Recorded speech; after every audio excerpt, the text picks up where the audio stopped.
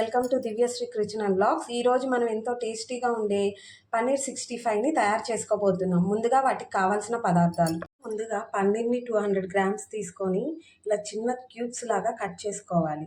ఇప్పుడు ఒక బౌల్ తీసుకొని 3 టేబుల్ స్పూన్ మైదా వేయాలి.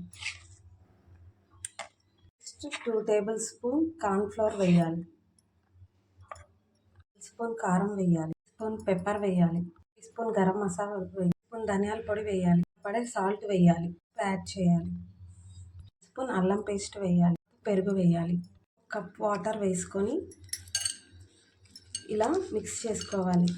పన్నీర్లో మనకి చాలా ప్రోటీన్ ఉంటాయండి అండ్ హెల్త్ పరంగా కూడా చాలా మంచిది.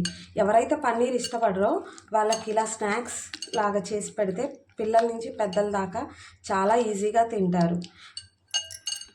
ఇలా పేస్ట్ లాగా కలుపుకోవాలి. ఇందులో పన్నీర్ పీసెస్ని యాడ్ చేయాలి. యాడ్ చేసుకొని ఈ మిశ్రమాన్ని అంతా పన్నీర్కి పట్టించాలి.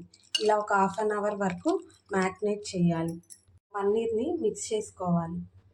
ఇలా స్టవ్ ఆన్ చేసుకొని ప్యాన్ పెట్టి ఆయిల్ వేసుకొని ఆయిల్ని హీట్ చేసుకోవాలి. ఇంకా పన్నీర్ పీసెస్ని వేసుకోవాలి. చాలా అంటే చాలా టేస్టీగా ఉంటుంది అండ్ ఎమ్మీగా ఉంటుంది. ఒకసారి ప్లీజ్ మీరు ట్రై చేయండి. పన్నీర్ ముక్కలన్నీ ఫ్రై చేసుకోవాలి. పన్నీర్ ఇలా ఎర్రగా వచ్చేలాగా కాల్చుకోవాలి. పన్నీర్ ముక్కల్ని సర్వ్ చేయాలి. అండి ఎంతో టేస్టీగా ఉండే పన్నీర్ 65 రెడీ అయిపోయింది. నా వీడియో కనుక మీకు నచ్చినట్టయితే షేర్ చేయండి, లైక్ చేయండి, సబ్స్క్రైబ్ చేయండి అండ్ కామెంట్ చేయండి. Thanks for watching my video.